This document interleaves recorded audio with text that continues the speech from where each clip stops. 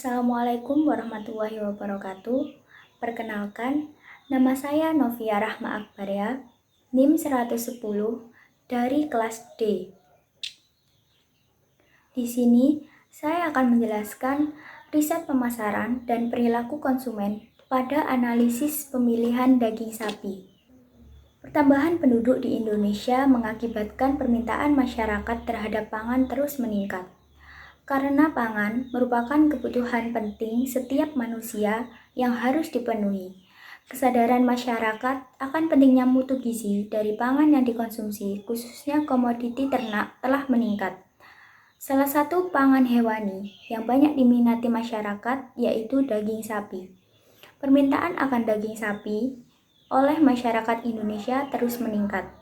Konsumen biasanya membeli di pasar tradisional ataupun pasar modern untuk memperoleh daging sapi.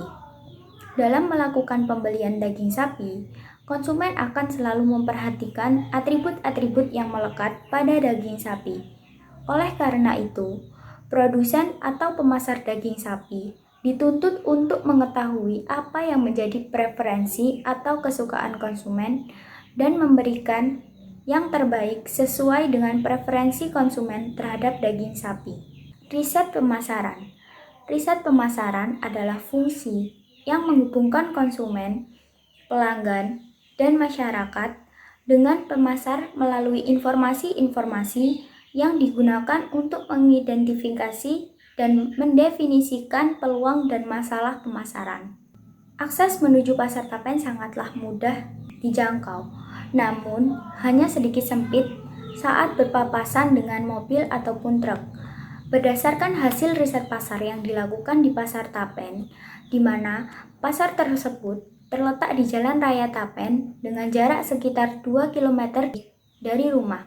Salah satu penjual daging sapi dengan kualitas yang bagus yaitu Hajah Mutrika yang berusia 60 tahun.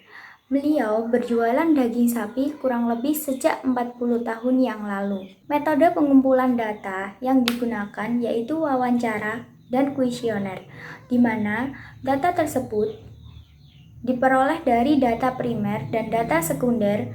Data primer diperoleh dari hasil wawancara pada responden secara desain deskriptif, dan data sekunder didapat dari referensi jurnal yang relevan. Berikut merupakan kuesioner analisis perilaku konsumen terhadap pembelian daging sapi. Kuesioner tersebut telah disebar ke beberapa responden. Dari diagram di atas dapat diperoleh hasil sebagai berikut, yaitu jumlah responden yang mengisi kuesioner sebanyak 18 responden, di mana untuk karakteristik jenis kelamin laki-laki memiliki persentase sebesar 66,7% dan untuk perempuan sebesar 33,3%. Untuk karakteristik usia responden, paling banyak yaitu berusia 20 tahun sebanyak 10 orang dengan persentase 55,6%. Kemudian, untuk karakteristik daerah responden, paling banyak yaitu dari daerah Jombang sebanyak 7 orang dengan persentase sebesar 38,9%.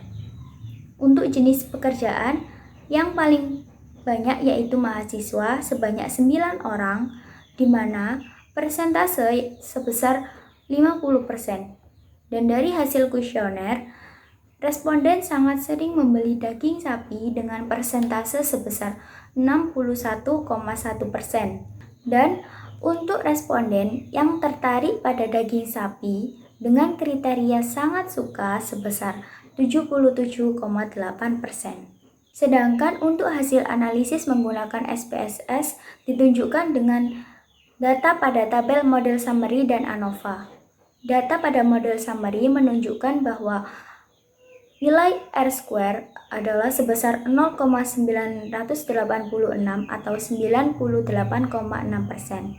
Artinya bahwa variabel independen, yaitu faktor pribadi dan faktor sosial, mampu menjelaskan variabel independen, yaitu keputusan pembelian, sebesar 98,6%, sedangkan sisanya sebesar 1,4% dijelaskan oleh variabel lain di luar model.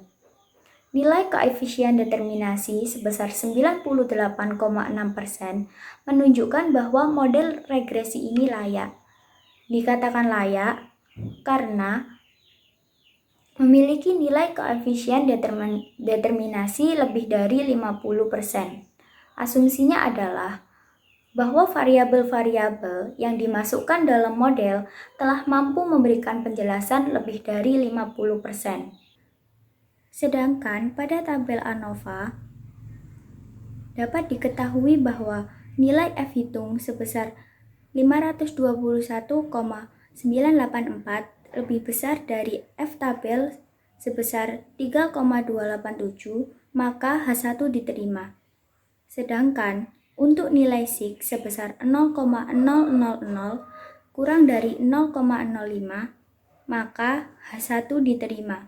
Sehingga dapat disimpulkan bahwa terdapat pengaruh yang signifikan variabel faktor sosial dan faktor pribadi secara simultan atau bersama-sama terhadap keputusan pembelian daging sapi. Demikian pemaparan yang dapat saya sampaikan. Ada kurang lebihnya saya mohon maaf. Terima kasih. Wassalamualaikum warahmatullahi wabarakatuh.